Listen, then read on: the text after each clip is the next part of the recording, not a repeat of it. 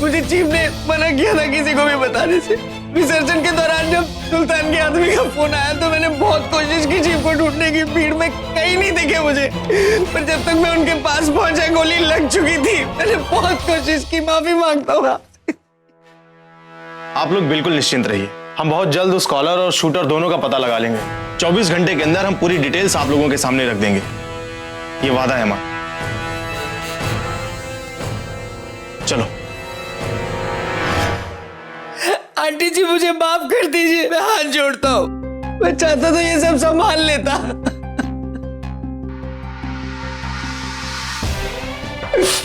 I'm sorry। Bittu जी, आप अपने आप को दोषी मत ठहराइए। आपने वही किया जो आपके चीफ ने कहा था। Mrs Radha Bhatia, Mrs Padmini, Mrs Deepali, mister Bittu Sharma, Mrs Madhubala Kundra, आप लोगों के ब्लड टेस्ट की रिपोर्ट आ गए हैं और हमें आरके के ब्लड ग्रुप से मिलता हुआ ग्रुप भी मिल गया है और वो है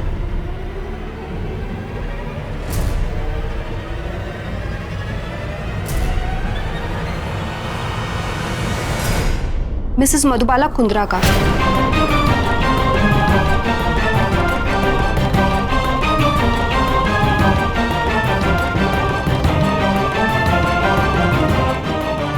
मैम, हमें इमीडिएटली ब्लड की जरूरत पड़ेगी ताकि हम जल्द से जल्द पेशेंट को ऑपरेट कर सकें। जी सिस्टर।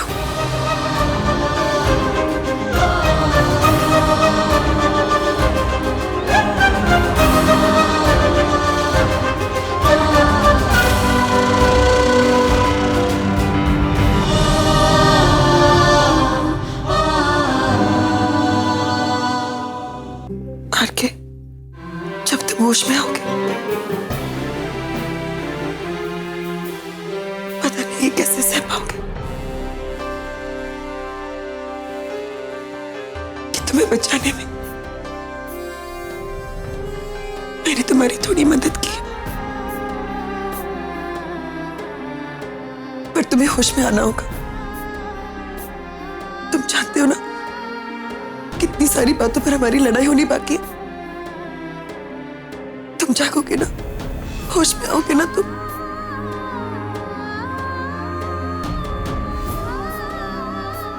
मैम, प्लीज कुछ खा लीजिए।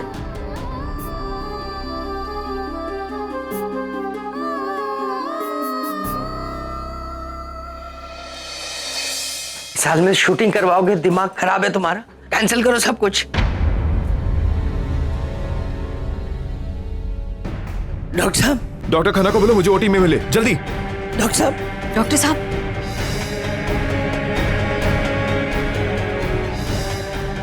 क्या हुआ? क्या हो रहा है ये सब? क्यों भाग रहे हैं सब? जी वो हम ऑपरेशन शुरू करने की तैयारी कर रहे हैं।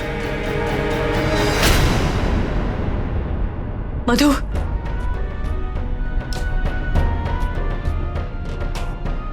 क्या कर रहे हैं ये लोग? उन्हें कुछ नहीं होगा, आप फिक्र मत कीजिए। आइए बैठिए।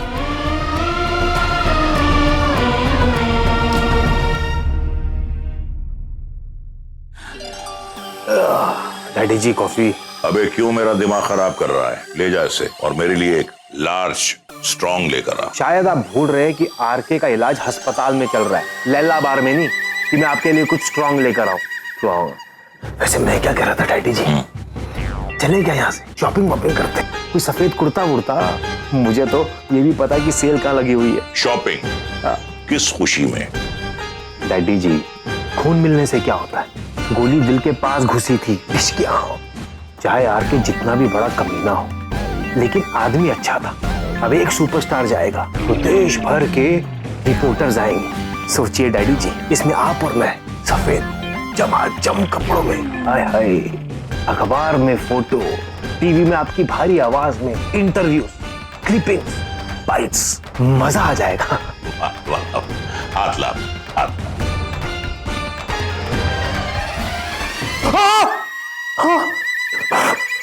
अबे शर्म कर छिछोरे, तू तो आरके के मरने की ऐसे बात कर रहा है जैसे तेरी सोसाइटी का बूढ़ा चौकीदार मर रहा है। वाह वाह डैडी जी, मुझे नहीं पता था ये कमीना आरके आपको इतना प्यारा है। वैसे तू भी मुझे कुछ इतना खास प्यारा नहीं है। जरा ये सोच कि अगर आरके मर गया तो हमारी फ्री की दारू कहां से आएगी? मिस्टर भाटिया,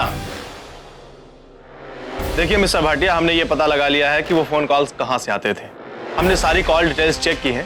वो सारे कॉल्स जुहू से आते थे, लेकिन ये कॉल्स करने के लिए इंटरनेशनल सिम कार्ड का इस्तेमाल किया गया है। अब हमें इस बात का पता लगाना है कि ये सारे फेक इंटरनेशनल सिम कार्ड बेचता कौन है। इंस्पेक्टर साहब, अपनी पूरी ताकत झोंक दीजिए और फौरन उस आदमी का पता चलाइए जिसकी वजह से मेरे मासूम बेटे की ये हालत हुई है। जी मिस्टर भाटिया, जरूर। डैडी जी, चले शॉपिंग करने। अबे शॉपिंग कर रहे।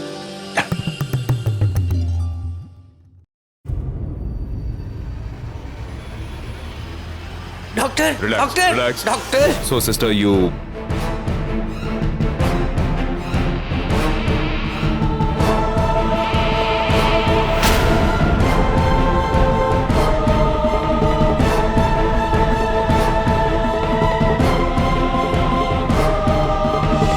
बहुत कोशिश करने के बाद भी मैं अपने पति को नहीं बचा पाई थी।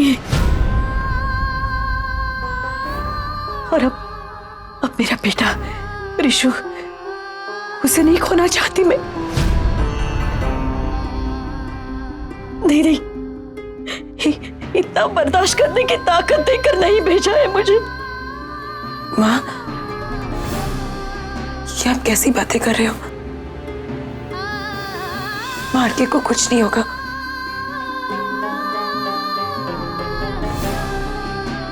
गणपति बाबा है ना, वो सब कुछ संभाल लेंगे। मधु, मैं कुछ करना चाहती हूँ बेटा। मैं गणपति बाबा से मिलना चाहती हूँ। मैं सिद्धिविनायक जाकर अपने ऋषु के लिए उनसे भीख मांगना चाहती हूँ मधु। गॉड, अब ये कुछ मन्नत मांगना चाहती है। यहाँ से वहां पैदल जाने की बात करेंगी, दिमाग खराब हो गया है सच में। कौन जाएगा? मधु, मैं तुमसे कुछ मांगू बेटा? भाई, आप कैसे सवाल कर रहे हो? बोलिए ना। मुझे माफ कर दे। नहीं माँ, ये पहले ही मेरे ऋषि को अपना खून दे चुकी है और अब निस्वार्थी हो गई हूं मैं।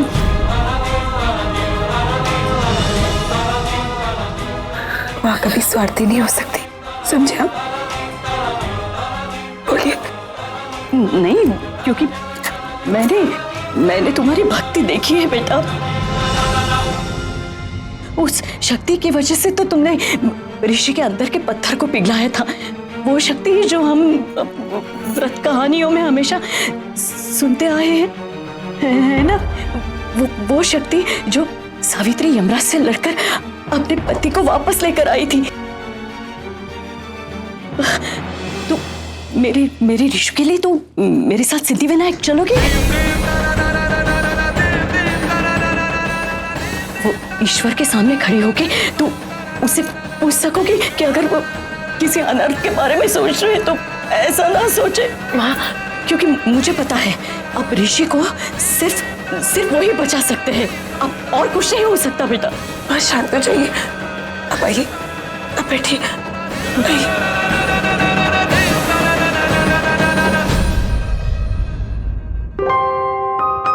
आप इस हालत में नहीं जा सकते। नहीं, यहाँ मेरा बेटा जिस हालात में है उसके लिए ये क्या है? मैं मर भी रही होती तो भी मैं खड़ी हो जाती और वापस से जाकर मिलती।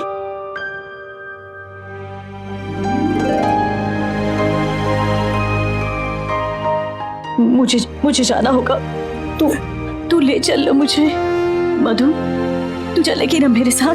तो पापा मेरी बात जरूर सुनेंगे। अकेले की सुनते तो बरसों पहले मेरे साथ ये सब हादसा नहीं होता बेटा।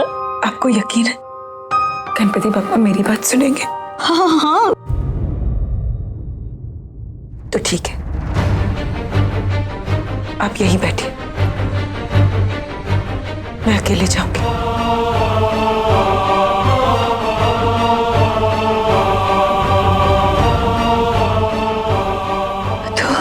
मैंने आपसे वादा किया था, आपको आपका बेटा लौटाऊंगी।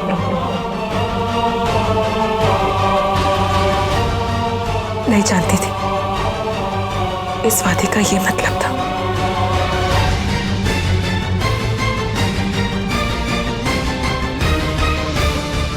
मैं जाऊंगी गणपति पापा के पास और प्रार्थना करूंगी आरके को कुछ नहीं होगा। अगर जिंदगी में कभी उन्हें एक बार मेरी बात सुननी हो तो वो आज होगी।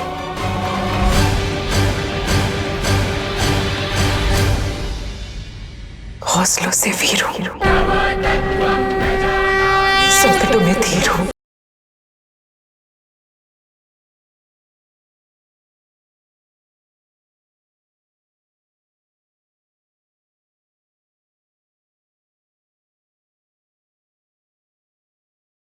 अपनी मां के सहारे बस यूं ही बलवीर हूं।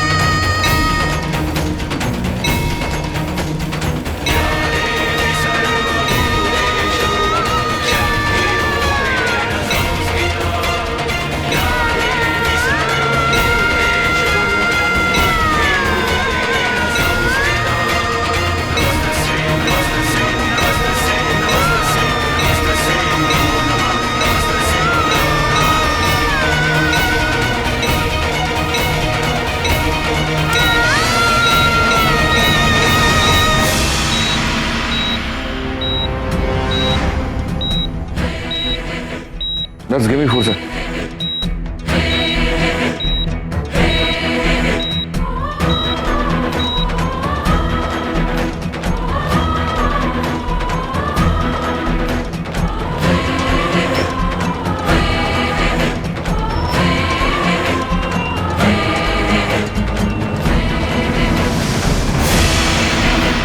गणपति बाप्पा मोरया, गणपति बाप्पा मोरया, गणपति बाप्पा मोरया।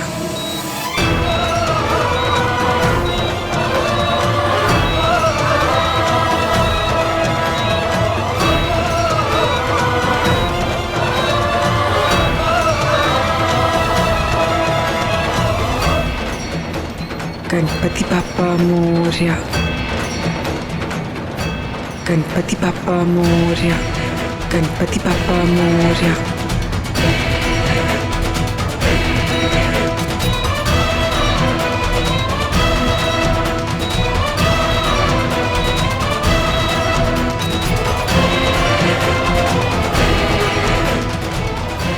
गणपति बाप्पा मोरया, गणपति बाप्पा मोरया।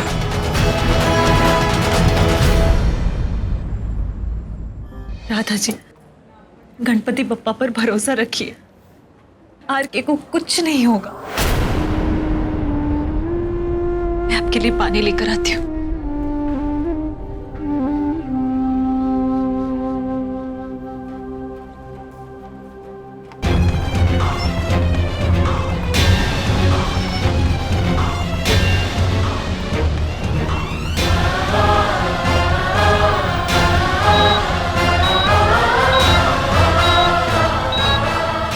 प्रेशर बढ़ाओ, कम ऑन क्विक।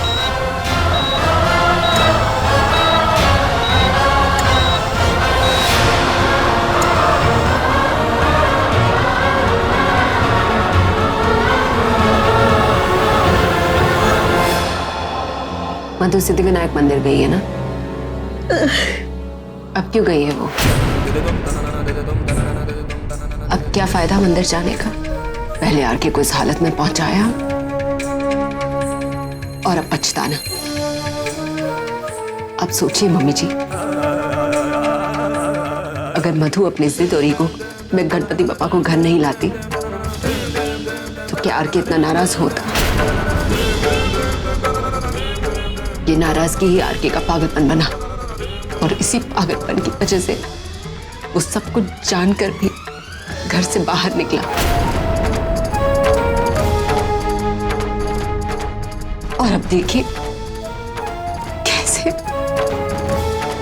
मधु की जिद कहीं हमसे हमारे आरके को ना छीन ले मम्मी जी।